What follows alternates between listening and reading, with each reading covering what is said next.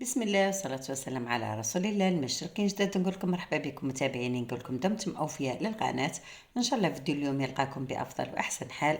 وصفتنا لنهار اليوم طاجين الحلو بشكل جديد. راح نستعملوا فيه اللوز المرحي، راح نديروا تقريبا شبح السفرة ولكن بديكور جديد ولا بتزيين جديد.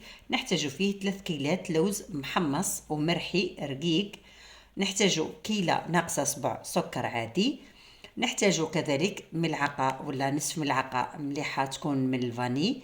نخلط المكونات كامل مع بعض. بعد ذلك راح نبداو نضيفوا البيض بالتدريج. هنا نحتاج 3 بيضات.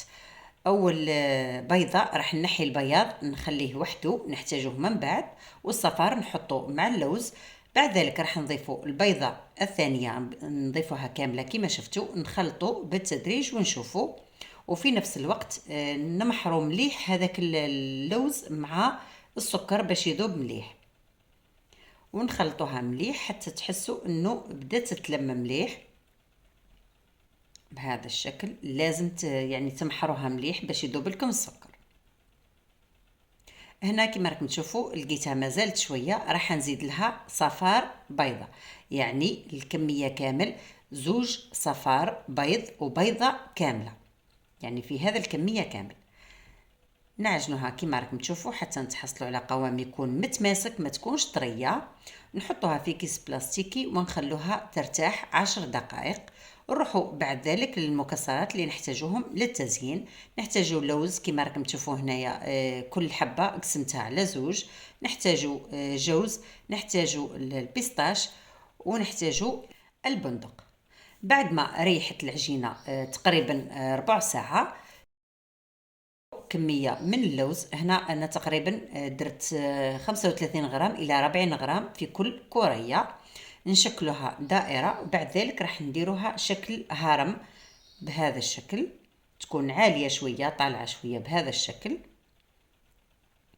ونجيبوا اللوز اول حاجه اول شكل راح نبداو باللوز. كما قلت لكم الحبه نتاع اللوز قسمتها على 2، ونبداو نرشقوا بهذا الشكل بهذه الطريقه هكذا. نمشوا معاها يعني كل مرة نهبطوا بسطر هكذا.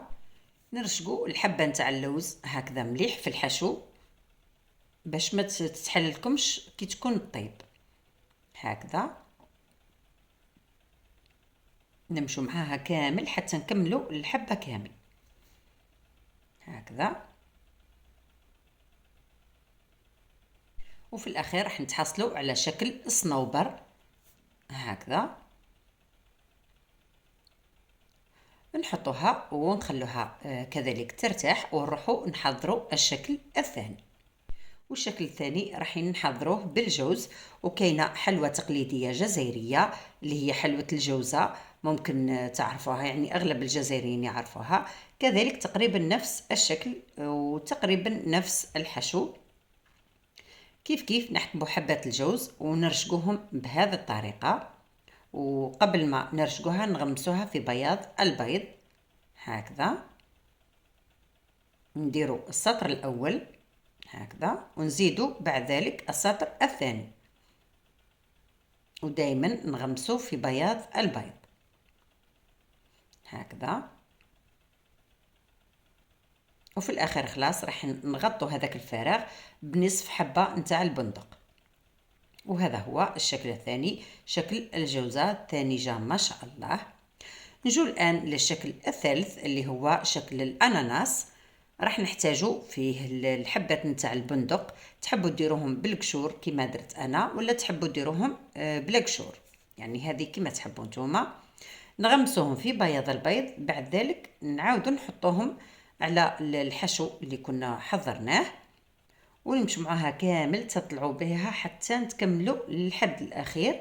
وفي الاخير خلاص راح نرشقوا حبات من البيستاش هكذا باش نتحصلوا على شكل الاناناس. وهذا هو شكلها النهائي، شوفوا كيفاه تجي. والحشو اللي بقى لي انا هنايا راح ندير هذا الشكل نتاع القلب، وانتم تقدروا ديروا اي شكل يعني متوفر عندكم.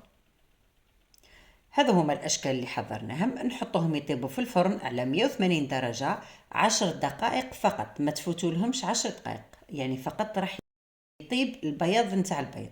وهذا شكلهم بعد ما طابوا، شوفوا كيفاه جاو ما شاء الله وحاكمين، يعني الشكل تاعهم قاعد هو والبنه نتاعهم كذلك جاو ما شاء الله. والحبات الاخرين طيبتهم كذلك على الطريقه نتاع شبح الصفراء. وبعد ما يطيب الطاجين الحلو نتاعكم، تحطوا الحبات ولا الاشكال اللي كنا حضرناها يكملوا يطيبوا في الطاجين الحلو 10 دقائق فقط، ونطفوا عليهم. وراح نخلي لكم رابط الوصفه نتاع الطاجين الحلو ونتاع شبح الصفراء اللي تحب يعني ترجع تشوف الطريقه بالتفصيل. وهذا شكلهم النهائي. وهنا في صحن التقديم راح تشوفوا معايا الحبه نتاع الصنوبر كيفاه جات ما شاء الله. وشوفوا الطراوه نتاع الحشو، يعني ماهوش راح يبس، راح يجيكم تحفه ما شاء الله. شوفوا الطراوه وجا معسل ما شاء الله. وباقي الاشكال الثانيه اللي هي الجوزه، كنت زينتها فقط مع شبح الصفراء وشويه من المرق نتاع الطاجين. وكذلك الشكل الثالث نتاع الاناناس زينته فقط بالمشماش وحبات من البيستاش والقرفه. هذه هي وصفتنا لنهار اليوم، نتمنى نكون فدتكم ولو بالقليل. ما بقى لي غير نقول لكم لا تبخلوا علينا بالاعجاب والاشتراك في القناه وفعلوا الجرس ليصلكم كل جديد، وبرتاجوا لتعم الفائده. والسلام عليكم.